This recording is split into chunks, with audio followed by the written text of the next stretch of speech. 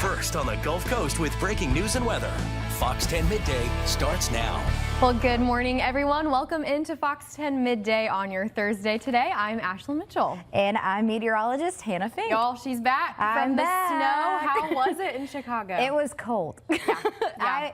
See, the snow was pretty falling, but you know, my family and I, we did like a game day all day because we were basically snowed in. Yeah. And then once it's fallen and it's just there, now you're just like, okay, right. You're like, I'm it's done enough. now. Get out. And this is chilly outside, but nowhere near as cold as it is in the Midwest. Near just saying. as cold. It's in the negatives. It feels like it's like negative 12 tonight. Okay, so we should count our blessings with today's forecast. But I'm still going to complain about it being cold. I'm not happy about the cold, and I'm not happy about the rain. People are saying you brought the cold rain with you. I'm like, but it's snow where I'm from, so does it count? True. No.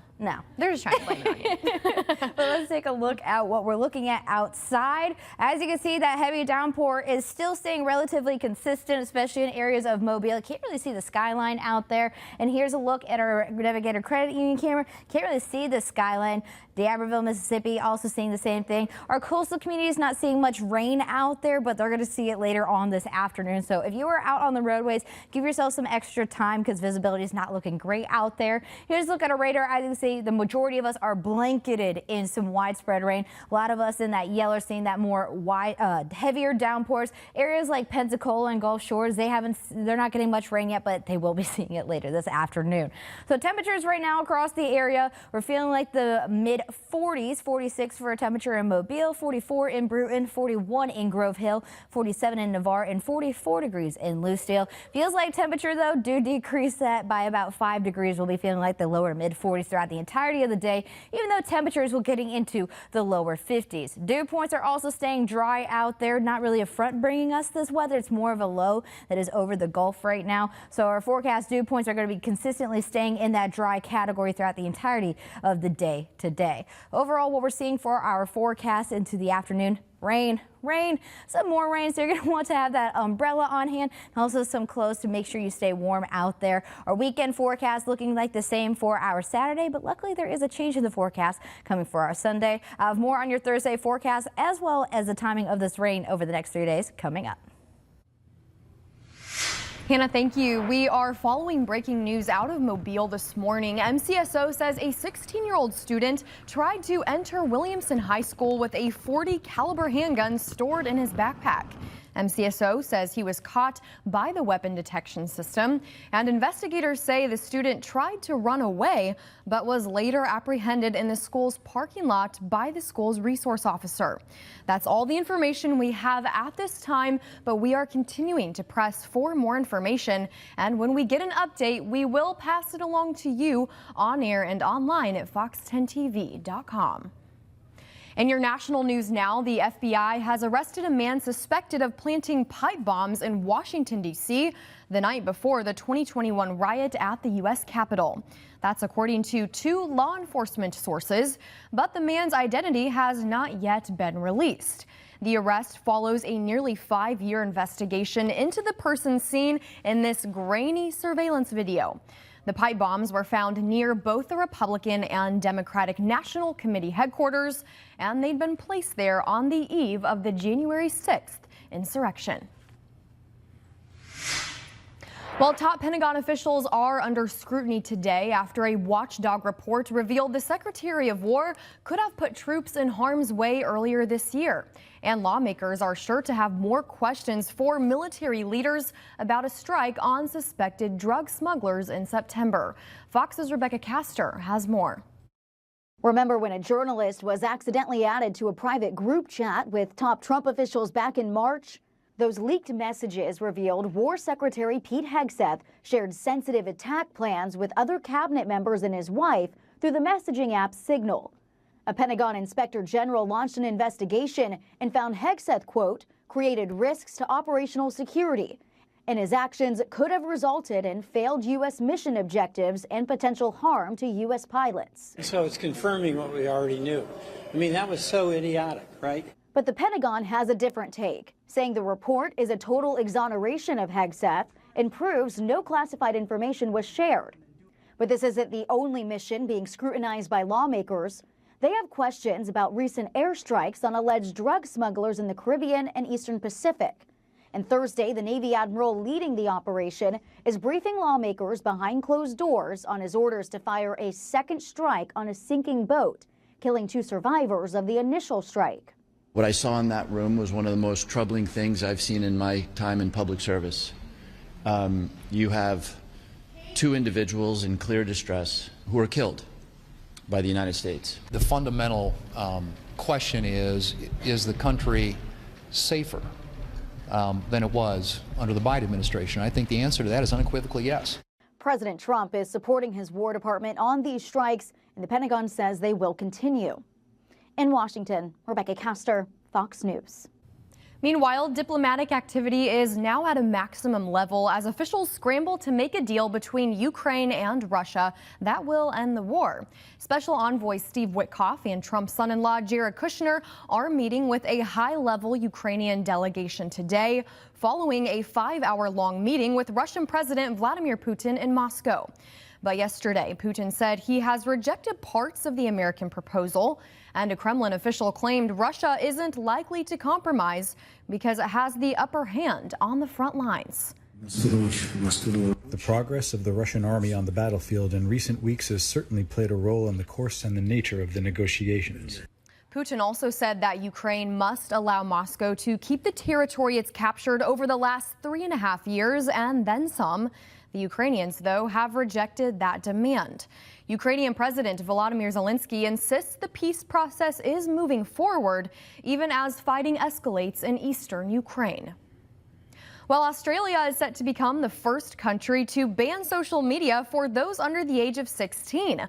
Facebook, Snapchat, TikTok, and YouTube among the 10 companies that must take steps to remove the accounts of children or face up to $33 million in fines. Starting this month, social media companies will need to report the number of accounts they have removed to the Australian E-Safety Commission. On 10 December, there are going to be withdrawal symptoms, but I truly believe the short-term discomfort will be worth the long-term benefits. Regulation and cultural change take time, take patience. At the same time, the U.S. is watching Australia closely. Nearly 20 new bills have recently been proposed in Congress aiming to protect children online. One of those also looks to enforce a similar age ban. Other issues addressed in that proposed legislation in the U.S. Congress include cyberbullying, exposure to online predators, AI, and data privacy. In your local news now, an Amtrak train slams into the back of a pickup truck in Irvington, and it was all caught on this surveillance video.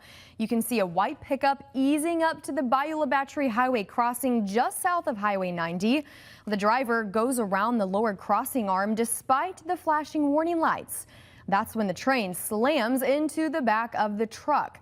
Witnesses tell us 2 people were inside the vehicle, but we're told the driver ran off. However, the passenger stayed on scene. Amtrak says any charges against the driver will be up to local law enforcement. Thankfully, none of the 20 passengers on board the Amtrak were hurt, and the Alabama Law Enforcement Agency is investigating. And listen to this, another terrifying crash, this time near Citronelle. A driver slamming into a black bear. Emily White says she was driving about 60 miles an hour on Highway 45 around 12:30 in the morning, coming home from a show at the Floribama. And she says that's when the black bear suddenly appeared in her headlights and she couldn't avoid the impact. These photos show the aftermath, a tuft of black fur sticking out of the front of the crushed vehicle. White says the force of one of the airbags hit her leg, but besides that, she has no other injuries from the crash. I was very blessed to be able to just walk away from it. I was able to get out of my vehicle on my own 2 feet and walk. Alabama state troopers say wildlife agencies were not called out to search for the injured bear. Biologists say black bear numbers are rising steadily, as we've seen all across Alabama, especially in some parts of Mobile County. Of course, that means more encounters and possibly more road collisions like this one, so just be aware and be cautious on the roads. In the meantime, U.S. Fish and Wildlife agents executing a search warrant in Tillman's Corner, where they say multiple monkeys were found at a home. You can see agents in masks carrying monkeys and loading them into a van parked on the property on Shimps Lane. Macy Miller lives right across the street. They usually have them on like golf carts and stuff running around with them, and they're in their cages. I've seen them in their cages a few times. I've actually had the monkeys bite me before twice. That was fun. Like, I'm scared to run in my neighborhood sometimes because like I don't want the monkeys coming out and biting me. A wild story there. In Alabama, officials say it is legal to have a pet monkey, but federal regulations might still apply. We have reached out to U.S. Fish and Wildlife Services for more information about the raid, and we are still waiting to hear back this morning. It's 11:10 on your Thursday. Thanks for sticking with us. Coming up, ICE has started operations in New Orleans. How some Hispanic business owners are preparing for it. We'll tell you how after the break. Before we go, Hannah, a chilly and rainy day for us today. You can say that again. Literally took the words right out of my mouth. Current conditions across the area. Temperatures are on the cooler side in the mid to upper 40s with lots of rain across the area. So make sure you pack your patience if you're getting out on those roadways. Visibility will be affected until this evening when we finally get a decrease in rain coverage. Don't go anywhere. We'll be right back. Welcome back. As ICE begins its operations in the Crescent City, some Hispanic-owned businesses in New Orleans are preparing for the crackdown. Here's Alyssa Gomez. Empty chairs and tables at a time where most restaurants are getting their lunch rush. You see the street, no car, no people, no nothing. Jose Torres has 2 restaurants in Kenner. While this one remains open, his other is closed. The people, Miedo, fear, being felt in his community, from his customers to his employees. And he's not the only one. In this area, maybe 6, 7 restaurants is closed. The Hispanic Chamber of Commerce says that they've been bracing for this. They say it doesn't just impact Hispanic businesses, but the entire state's economy. Those businesses also need suppliers for their goods and services, products that they sell. But if they're not selling and if they're not producing, then they don't need that. So it's a revolving door, and it's at the end of the day, it impacts everyone. For U.S. citizens, folks who've been naturalized, to have a fear just because of the color of their skin is very real. Lindsay Navarro runs El Centro, a nonprofit that helps Hispanic and Latino businesses. I mean, I think what people are doing are preparing as if there were a hurricane to come. With people closing their doors, she says the city will lose much more than money. There is a culture that's been created in this city, a welcoming culture that celebrates individuality, that celebrates other countries. And so for us to lose even a piece of that, I think it really pokes a hole in the fabric that we've worked so hard to create. In the meantime, the 2025 Atlantic hurricane season is officially over, and meteorologists analyzing storm forecasting at the end of the season say there's actually one model that stands out above the rest. It's an AI model. The National Hurricane Center says the DeepMind model gave forecasters an unusually high degree of confidence that Hurricane Melissa was going to rapidly intensify about 3 days before it struck Jamaica as a Category 5 storm. This was the first time NHC predicted a storm would become a Category 5 monster from the moment of its formation as a Category 1 hurricane. Predicting rapid intensification is becoming a more critical task as climate change leads storms to undergo this process more frequently. Now, traditional and long-favored models such as the European model and the American Global Forecast System take hours to arrive at a projection and usually require the use of powerful supercomputers to operate them. Taking a live look outside over at Fairhope Pier, a cold and soggy day across the entirety of the Gulf Coast area. Definitely gonna need that rain jacket as well as something to keep you warm. As you can see for our weather headlines for today, we're gonna have that cool and dry condition outside. So cooler temperatures and those dew points are staying well into that dry category, but we're gonna be seeing widespread rain through the entirety of the day today, and that'll last through Saturday. So we're gonna start off the weekend with that soggy feel, and then we're gonna have a a dry Sunday, luckily. So for our almanac, definitely well below average for our highs. We usually see about 66 degrees for our forecast high today. We're forecasting about 51 degrees, nowhere near that record set in 2005 of 79 degrees. So definitely chilly out there.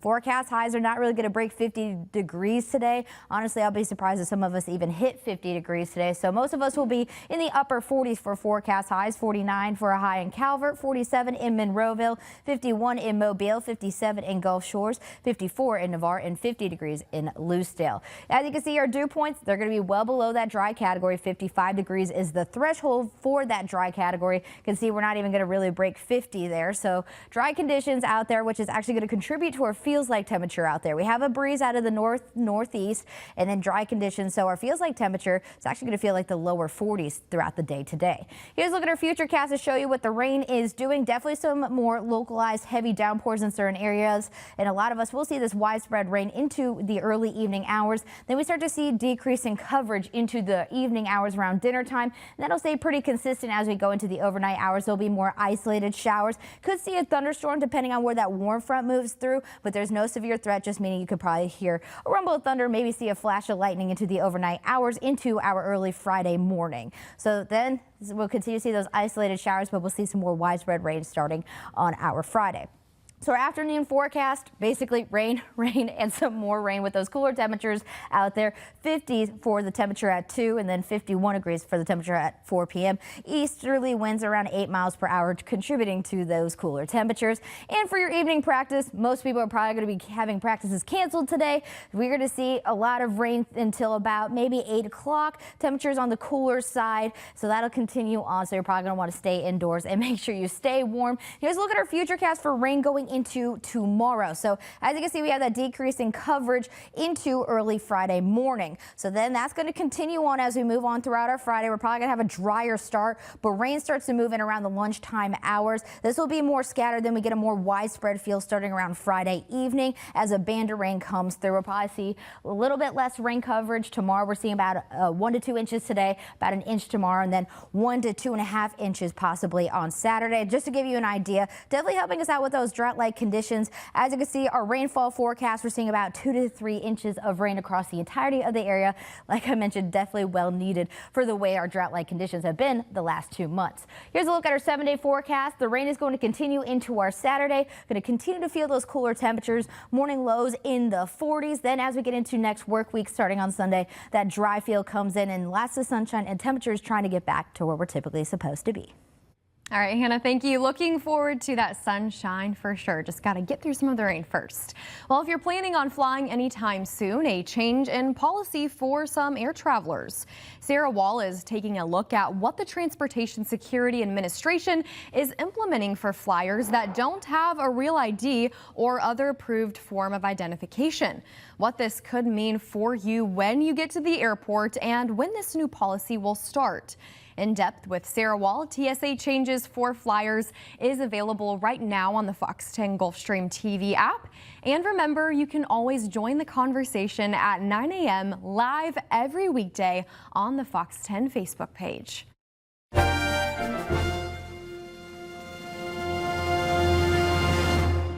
This day in history takes us all the way back to December 4th, 1965, when Gemini 7 launched with astronauts Frank Borman and James Lovell for America's longest space flight, 14 days in orbit. The mission proved humans could survive extended space travel, providing crucial experience that made the Apollo moon landings possible. Coming up on Fox 10 Midday, do you recognize this car on your screen? I know I do. This famous replica car from National Lampoon's is in Mobile, right here in our backyards. Check it out. Welcome back. If you're a fan of National Lampoon's Vacation, you'll remember how it all started with the cross-country trip to Wally World. The classic car in the 1983 film is legendary, and as Fox 10's Lee Peck shows us, there's a replica now in the port city that's turning a lot of heads. So we've only had it about 4 weeks right now, but you can tell the detail from the hood ornament to the license plate where he bought the vehicle, to the trim, to the color spot on. Craig Raleigh is a self-described car enthusiast. Wood trim with the trim on outside. High class. Very. His latest purchase, this Ford LTD Queen Wagon, better known as the family truckster from National Lampoon's Vacation. It definitely takes you back. From the Wally World bumper sticker to the vintage luggage up above, the nostalgic ride is all about the details. Got Annette on the roof. Hanging out? Oh yeah, poor thing. Craig works at the BMW Collision Center and runs the Battle in Bama and Grand Finale car shows. He recently purchased the replica from a friend in Arkansas. And everybody that passes stops, takes pictures with their families. My initial thought was just a smile. I said, I can't believe that. Just parked out here, and we were dropping off my wife's car, and I said, I got to go over there and get a picture. My initial thought was it's the vacation car. Yeah, you know, because it is. Movie. The car also includes some vacation movie memorabilia. Some of the cast members signed everything. Cousin Eddie, he signed it. Cousin Eddie signed it? Yeah, Randy Quaid. Is Christy Brinkley? Yeah, we didn't get her to sign it. We wish. But there's the Wally World hat. Needless to say, Craig is a big fan. Best thing in that movie was if you hate it now, wait till you drive it. That part just gets me. So how does it drive? Craig starts her up. Purring like a kitten, we're off. Oh, it's hilarious. A comfortable ride with all the modern conveniences. Has he? Oh, it does, and it works. Much needed today as we roll through McGowan Park. The fun thing is cruising down the highway. That's just that's the best. Vacation fans, not hard to spot. Lots of thumbs up, double takes, and of course phones out, most doubling back to take a second look. This is a fan vehicle. This is a family truckster. I love it. I love it. So I couldn't resist. When I saw it, I was like, I got to turn around. The guy in the car with me, he's like, what are you doing? I was like, dude, it's freaking Griswolds, bro. I got to turn around. But not everyone is a fan. I asked my son if he wanted me to take him to school. He said, no, we're good. He said no? No. Hard no? No, hard no. We're not doing that, Dad. That's okay. There's plenty of folks who will stand in line for a photo op.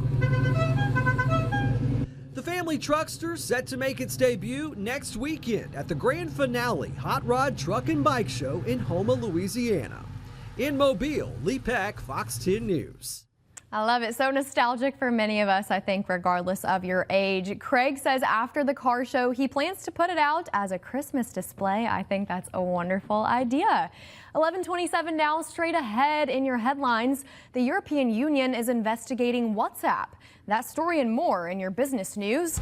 Plus, the holiday season is a stressful time for many people, but some people are making it alcohol-free.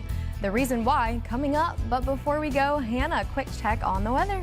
Taking a look at our day planner over in Fairhope, but most of the area is going to be seeing this as well. We'll start with light rain like we did this morning, and that'll continue until we see this heavy downpour starting throughout the entirety of the lunchtime hours. Luckily, we'll see a little bit of decrease in coverage as we go into the overnight hours tonight, but rain is staying consistent until our Saturday. I have more coming up with that after this break. Committed to you. This is Fox 10 Midday. Welcome back. It's now time for your half-hour headlines. First, the FBI has arrested this man suspected of planting pipe bombs in Washington, D.C. the night before the 2021 riot at the U.S. Capitol. That's all according to two law enforcement sources, but the man's identity has not yet been released. The arrest follows a nearly 5-year investigation into the person seen in this grainy surveillance video. The pipe bombs were found near both the Republican and Democratic National Committee headquarters, where they'd been placed on the eve of the January 6th insurrection. And then AT&T informs the Federal Communications Commission of its plans to end diversity, equity, and inclusion programs as it seeks approval for a major purchase. Last year, AT&T agreed to buy some wireless spectrum assets from U.S. Cellular for $1.2 billion. but the deal still needs approval from the FCC. The Trump administration has made it a requirement for telecom companies to end their DEI programs before the FCC considers greenlighting transactions. And then finally, a new survey says middle-aged Americans are feeling the loneliest. The AARP survey looked at over 3,000 adults 45 and older who were polled over a 2-week period in August, and it found about 40% of adults 45 and older said they're lonely, which is up from 35% in 2018 and 2010. Middle-aged individuals ages 45 to 59 were most affected, with nearly half, 46%, expressing loneliness, compared with 35% of seniors 60 and older. Men also expressed loneliness more often than women, and loneliness was found to be most strongly linked to smaller social networks, mental health problems, and fewer friends. Well, turning now to your business news, the EU investigates a popular messaging app. In-N-Out expands east, and an iconic home in the Hollywood Hills hits the market. Fox's CJ Papa has today's business headlines. The European Union is investigating WhatsApp over the messaging service's policy on artificial intelligence. The European Commission says a recent policy update could block rival AI companies on the platform. A spokesperson for WhatsApp called the claims baseless, adding that the rise of chatbots has strained systems not designed to support them.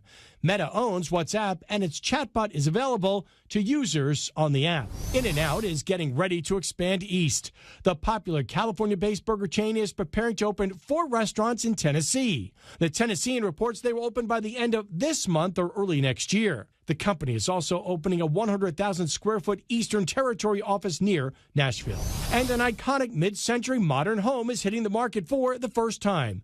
The Stall House, perched in the Hollywood Hills, features steel and glass walls, a stone fireplace, a pool, and a 270-degree view of Los Angeles. The home has appeared in shows and movies including Galaxy Quest, Nurse Betty, and the pilot episode of Columbo.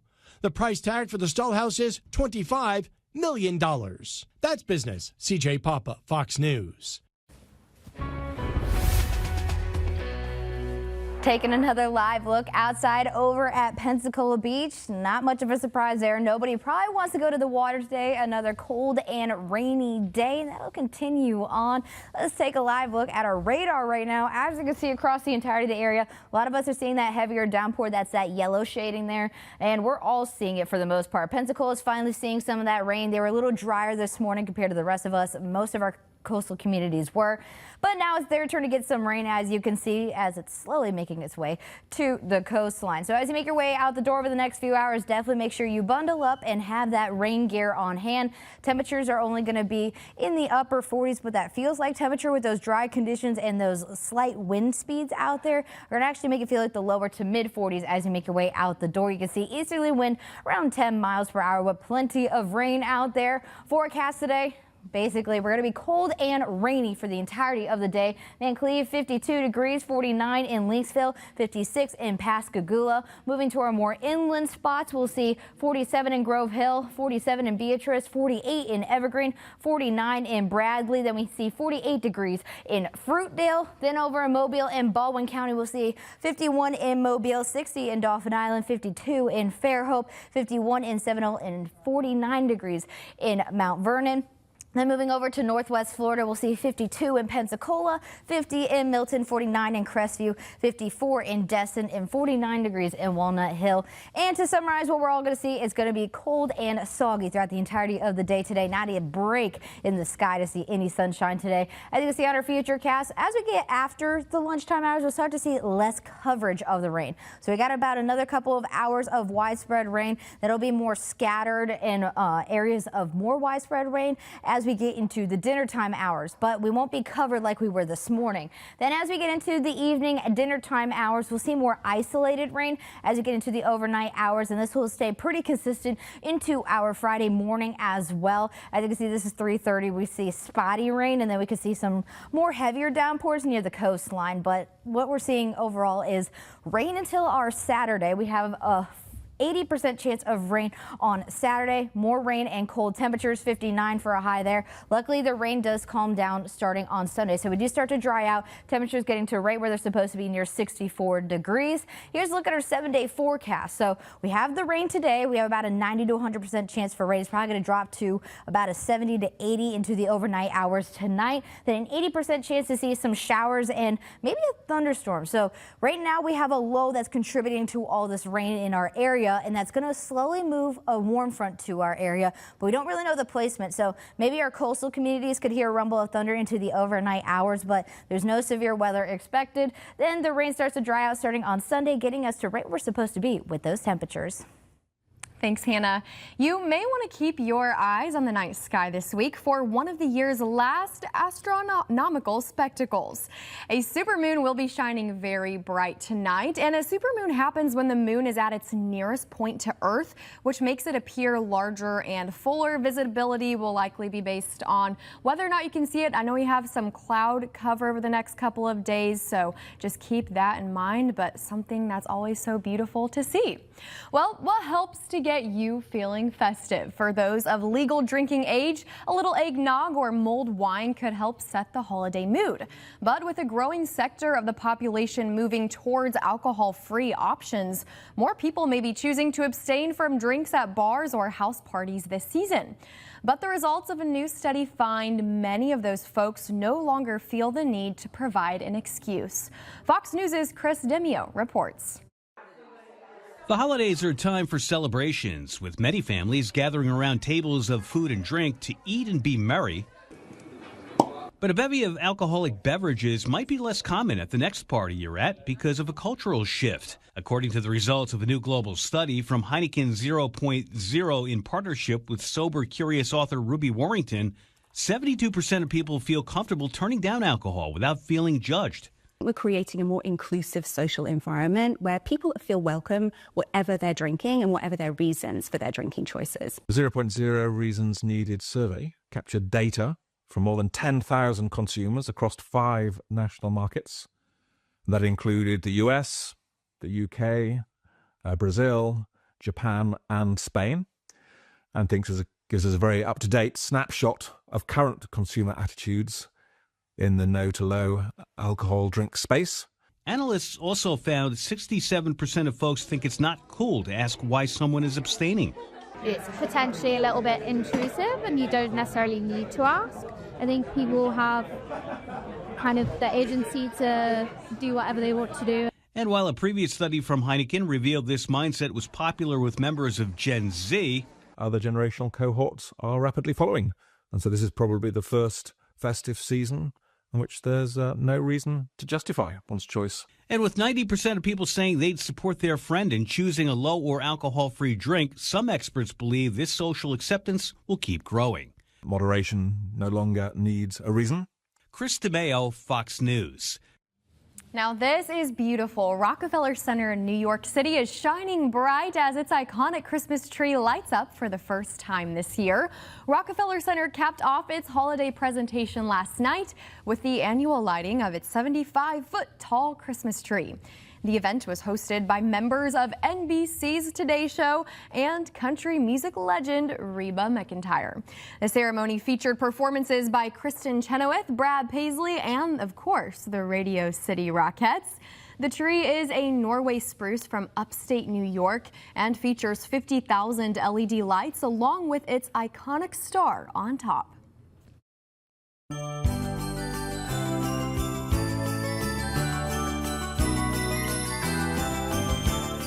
Speaking of Christmas, here's your reminder that our 10 Caring Gifts toy drive is still in full swing, and it's your chance to put smiles on the faces of hundreds of children this holiday season. Many of you came out to see our crew at the Foley Walmart just the other day. From stuffed animals and Legos to drones and even fishing poles, folks brought countless gifts for boys and girls of all ages. It's gonna love that. Sure will, I hope. Why'd you decide to do that today? 'Tis the season, right? We got this. Everybody deserves It's got Christmas. some strawberries and bananas and whatever in it. Hope it'll make a little kid happy. Some great gifts there, and we really want to thank each of you for your generous donations. We loved meeting you all as well. Don't worry though, you still have time to donate if you haven't already. For a complete list of drop-off locations, just visit our website, fox10tv.com. And at the same time, we are still collecting donations for our 10 Caring Gifts food drive. You can drop off those non-perishable food donations at Greer's locations all across the area. Just look for the big 10 Caring Gifts boxes. You can't miss them in the store. And again, thank you in advance for your help as we work to benefit families in our community this holiday season. It's 11:42 now. Coming up, a seal makes a surprise visit to a bar in New Zealand. Plus, the most mispronounced words of 2025. Hannah and I will bring you your Midday Talkers next. Okay, Hannah, what happens when a baby seal waddles into a bar? Well, patrons in New Zealand found out as they played a game of hide and seek with the animal. All right, last Sunday as customers enjoyed some craft beers at the Sprig and Fern, the Meadows bar, the baby seal walked in looking scared and confused. Aww. Well, while the bar is known for being pet friendly, they weren't exactly expecting the unaccompanied creature to just to stroll in. I can imagine. A patron quickly grabbed a sweater to try and usher the animal back outside, but instead it escaped into a restroom there. Eventually, another customer went home to grab a dog crate and then lured this precious little baby seal inside using pieces of salmon. I think that'll do it. Aw, I would love to. I think I would go drink a beer more often if I knew a seal was going to sit next to me. Look how precious. Baby seals are called pups too, aren't they? Yes, they are. I think so. Look at that little waddle. Cute. He's fast. He is quick. I love every time I go to a zoo. My favorite exhibit is the seal exhibit because they're so playful. They're so fun to watch, and they're packed with personality, seriously, as you can tell here, too. I just like that he escaped to the bathroom. I think that's the funniest part. He was like, they can't catch me here. It's like, they won't know. But he got his salmon at the end of the day, so good for him. Well, it's time to treat yourself to something tasty because today, oh my goodness, best day of the year is National Cookie Day. Many retailers and bakeries are joining the celebration and offering special deals to customers. So for those who like cookies paired with ice cream, Dairy Queen is giving away a free mini frosted sugar cookie blizzard with the purchase of a 6-piece chicken strip basket or signature stack burger combo. Maybe we should go there for lunch. I'm thinking so. I was just talking about how I'm hungry, but surprise, surprise, we always talk about how we're hungry. But Insomnia Cookie is giving the first 100 loyalty program members who visit a location a free Snowball Classic cookie, a limited time sugar cookie topped with powdered sugar and stuffed with buttercream. Oh, sounds delightful. And Dunkin' Donuts is giving rewards members 3 times the points when they order any espresso beverage. At Crumble, if you buy a 6-pack of cookies, you'll get the 7th for free. Get it 6, 7. Really? Hannah, who wrote that? Who wrote that? Was that our producer? Brayden? I hate the 6, 7 thing. It makes no sense. My brother, when I landed in Pensacola yesterday, now Life 360 has like a thing where you can send somebody when they arrive at a location. You know, it's like, what's your ETA? Now there's a 6, 7 emoji. And guess what? Nick and I talked about this a couple of weeks ago. It's literally the word of the year for dictionary.com. I don't know why. It kind of enrages me. I don't understand it. I know it's like in all right, my guys, time, so if you're listening, no hate to the 6, 7, but let's leave that in 2025, right? Yes, please. Okay.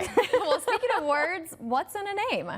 A new list reveals the name of popular people and places that were commonly mispronounced this year. All right, here we go, Hannah. New York City's incoming mayor, Zohran Mamdani, and the famed Paris Museum, the Louvre, are among them. The language learning company Babbel and closed captioning group released a list of words that some news anchors, politicians, and probably meteorologist Hannah Fink and other public figures struggle with the most this year. And this news anchor, Ashlyn Mitchell, I literally mispronounced astronomical a few minutes ago, so redeeming myself there. Babbel said Zohran Mamdani, which should be pronounced again, Zohran Mamdani, was most commonly mispronounced when people swapped the M and N in his last name. Y'all, I've struggled with this one on air, for sure. The only reason I know, because there was a TikTok sound trending with his name, so that's the only reason I knew how to pronounce it. Okay. But the Louvre, which made headlines after the Crown Jewels heist, was also challenging to pronounce. Yeah, Babbel says the correct pronunciation is the Louvre with a very soft pronunciation on the R. As you know, I went to the Louvre this year, and I also speak French, so I knew that one. But we did practice some of those names during the commercial break, so we would get them correct. I'm surprised, they didn't have Ashlyn Mitchell and Hannah Fink as number one. Right. The amount of times I go, ooh. Honestly, I could add 500 more words to that list that I mispronounced. As well. Thank you all for bearing with us and listening to us every single day. We're doing our best out here. We really are. We're all human, and usually I'm the one that struggles. I don't read. I ad-lib my weather. You do a great job. When I started learning how to read the prompter, I'm like, yeah. What? Takes practice for sure, but we're getting better every day, y'all. It's 11:50 now. Hannah, we're taking a live look outside. Where? This is Dolphin Island. You can see some of that rain starting to roll through our coastal communities while the rest of us are still seeing that widespread rain. This afternoon, it will continue to see that moderate to heavy downpours, but as we go into the evening hours, we'll start to see a lighter rain pattern and a decrease in coverage. We'll have more on that coming up after this break. All right, welcome back in. Some weather to talk about, Hannah, before we're done. Yes, today. so Ashlyn and I are both from the Midwest, and if you've been paying attention to national weather, we just had our first big snowstorm of the season. So I have some pictures that I took when I was home. You can definitely see it was definitely a whiteout. All of Saturday last weekend, it snowed and it was blanketed. Luckily, I did not have to fly home during that time, but I had some friends who had to fly back for school. One of them had to leave at 3 a.m. before the snow came in because it was dumped. It was terrible. I don't know about you guys. So we got 10 inches in Hannibal, Missouri, which is near St. Louis, and that was almost a record for that time of year, the day after Thanksgiving. What about you guys? We got about 10 to 12. I live right on the border of Illinois near the McHenry area, so just north of Chicago, and we were in the areas that was one of the more highlighted areas for the most amount of snowfall. So it definitely made up for it. Me and my family, we paid games the entire day because you're stuck inside. We were stuck inside. The snowplows, they didn't even try. Hannah, it's beautiful. We can't keep up. I loved seeing snow when I was home, but how happy are we as Midwest girls to be living down here? I am so happy. This is the main reason I came down here was because I was tired of the snow. Like I said earlier, I'm like, it's nice to look at when it's falling, but then you're like, okay, get out. I'm tired of this. Go away. Melt, go somewhere else. Today's chilly, but it's not snow. I'm just glad we don't have snow. I guess everybody loved when we had that Gulf Coast snowstorm in January, but that was once in a lifetime. This is nearly every day for our Midwest winters. But luckily here, though, we are only getting that rain, so temperatures will be on the cooler side, definitely chilly, especially with that added on dry conditions, and those breezy conditions as well. We'll feel like the lower to mid 40s today. Temperatures will get close to 50 degrees. I'd be surprised if some of us even got to that point today. And then for our 7-day forecast, what we're looking at is we're going to be seeing rain up until Saturday, a lot more widespread rain. Luckily for Friday, we get a lot more breaks in the rain compared to what we have today. We'll get decreased coverage into this evening during the dinner time hours, but we'll still see that rain throughout the day. We'll probably get about a 70% chance of rain into the evening, into the overnight hours tonight. And then more of that rain comes tomorrow during the lunchtime hours. So it'll be spotty during Friday morning and then more widespread after the lunchtime hours and more chilly temperatures. Then we get to Saturday, which we can see the most amount of rainfall that is predicted right now. Not all models are hinting at that, but we're going to be seeing rain no matter what over the next 3-day period, which will be helping with our drought-like conditions. But then on Sunday, we start to dry out and finally see that sunshine and temperatures getting right to where they're supposed to be. So I'm excited for that. I was not happy about seeing the rain because I'm like, well, I came back and now it's raining. Now it's raining and cold. But listen, 60-degree weather would be unheard of where we're from. You're right, because it feels like -10 back home right now. Listen, we'll count our blessings and be thankful for what we have for sure. Thank you so much for spending time with both of us here on Fox 10 Midday. We'll see you on Fox 10 Live at 3 p.m. A live look outside at the beach.